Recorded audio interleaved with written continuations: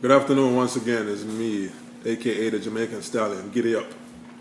To my right. A heart specialist. Doesn't get any better than that, folks. Clear. Please check us out on InYaChest at YouTube. Just punch in InYaChest on YouTube and follow us and subscribe to us. Spread the word about us because we're better than jam or jelly. We started our new uploads on Instagram starting today. You know, so you can guys can check us out on there. And once again, let's let everybody know about us. We're back, full effect. We're back like bra straps. Good one. And Hanes tags. Oh, they went tagless. That's right. Yeah. I take that back. Question we had came up 3 months ago that we're going to discuss it now from the users. We're going to get to all your questions you sent. We appreciate it. We love you. And we're catching up. I know we're 7 months behind, like the mortgage, but you know, it's going to pay off when we give you that deed.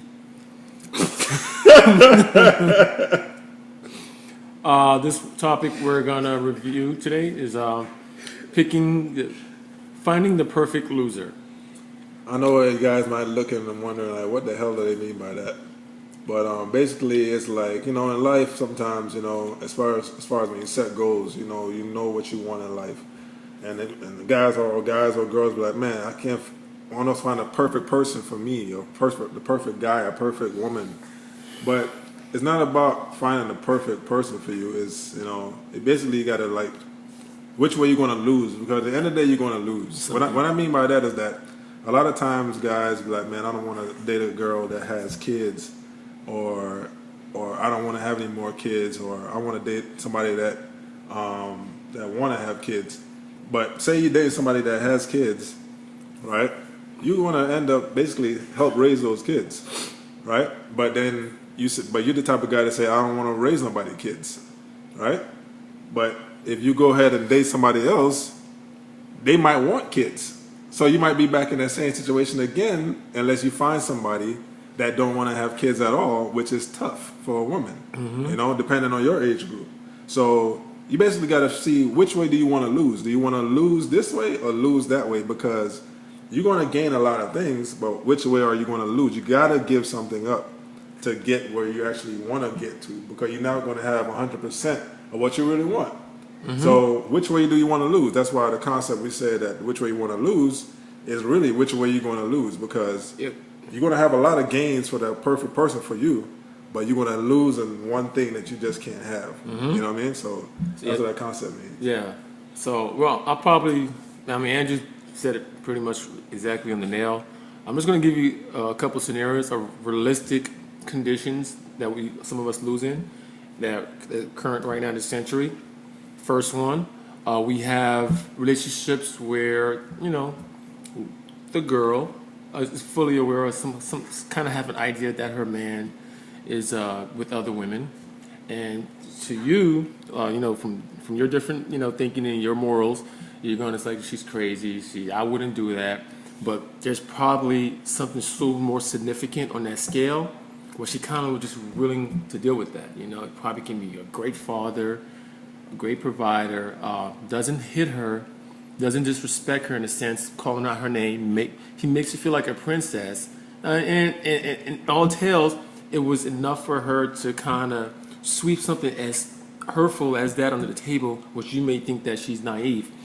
Another scenario I can think of is the guy, for someone to grow up under poverty conditions, and they get taken under the blanket by a wealthy guy, but this guy is abusive, puts his hands on her, you know, choke her up, you know, shake her up, and all that stuff. But she thinks about her life growing up in poverty. Like, I don't want to go back to that, on poverty, be on the street, see my mother crying for the next food. You know what? I'm a hard guy. I've been through fights. You know, my father hit me growing up. I could take the beating. You know, deep down inside, he loved me. She decided to lose on that end. Exactly. You know, so perfect examples. Okay, like seen it plenty of times on the TV or in books or whatever, where, you know, women having this lavish lifestyle, great lives. You know, they might necessarily come from poverty, but the guy is never there. You know, that's another one. You know, wow, you're losing because he's on business trips all the time. So you're gonna end up sleeping with a pool boy and the gardener. You know what I mean? You're losing in that way. So like I said, you gain all these diamonds and jewels and money and cars and, you know, have the kids, no husband because he's not hardly there. It's not his fault. That's what his job entails. So you're losing on that end. So like I said, find the best way, which way you want to lose, because you're going to win, but that one that you lose is the one that really just like, okay, if this way of losing is it worth it enough for all the wins I'm getting? You know the actors, you're right, Horace. The actors on that note, what you just said, they travel so much. Yeah. They're stationed like 7 to a year on a set. Okay. Wow. So you lose out on the companionship. You know that arm around your neck at nighttime. You're gonna have to get one of those pillows. You see those pillows? Because of one arm. It's called the boyfriend pillows. Oh my Jesus. Yeah, you sleep with it on one arm. It keeps you comfortable at night. You got the boyfriend pillow. What the fuck? You ever wonder why? Affluent people that are with pretty decent living styles, why you find them on social networks so much? You know, because I like social networks. I ain't gonna admit, I'm on Instagram, Facebook. You wanna know why you find people that can actually has money and time to do other things on social networks? Because they're lonely. Yeah, they can go out with their girlfriends. Yeah, they can go shop. But the person they want to be with is not present. You know, he's not present. He's possible. Yeah, he's a successful businessman you wanted. Yeah. But to sustain that success, he has to be busy running it. Yeah. You know, so you lost on that end. On that end. And you know what? Some women are put up with it because guess what? They're not. They see the big picture as that the money and the success is good enough, so they settling again. So they're okay with losing. They're okay with losing in that way. I don't really see them that much in it because guess what? You're not truly in love with them then. You're not truly in love with them, because some women say, I like my space, but I guarantee if you find that right guy, your space is okay when he's there. I've met 2 women like that. They're like, man, I like my space. Yeah, but you like your space because you probably met that. You might probably be dealing with certain guys. Not saying they're bad guys that don't require where they're in your space that you like them being in your space. They don't excite you. Exactly. You like them being in your space. So it's like, once again, which way you want to lose? That loss that you're getting, is it so significant where you know what? Forget all the gains. I want a different kind of loss. Yeah. Moral of the story is that in all these decisions you make, there's no right or wrong answer. It's just what you're going to lose. Yeah. And think about all the situations where people pick their children over everything else. So they kind of lost other things for the sake of their children. Because the children, they wanted to win on that, although they were going to lose on everything else. They probably could have lost on the children hating this woman or the man, that they were trying to bring into life. And on your part, you have to say to yourself, do I force my kids to accept this person I love? Or do I honor my kids' request and give up someone I do love? So you lost in a sense, but you still wanted your kids. So, I'm just trying to bring realistic conditions that, like, if anybody criticizes you on your choices, how can they when there's no wrong or right choice? Exactly. You can't be criticized on. There's no definitive answer to the decisions you make. Absolutely.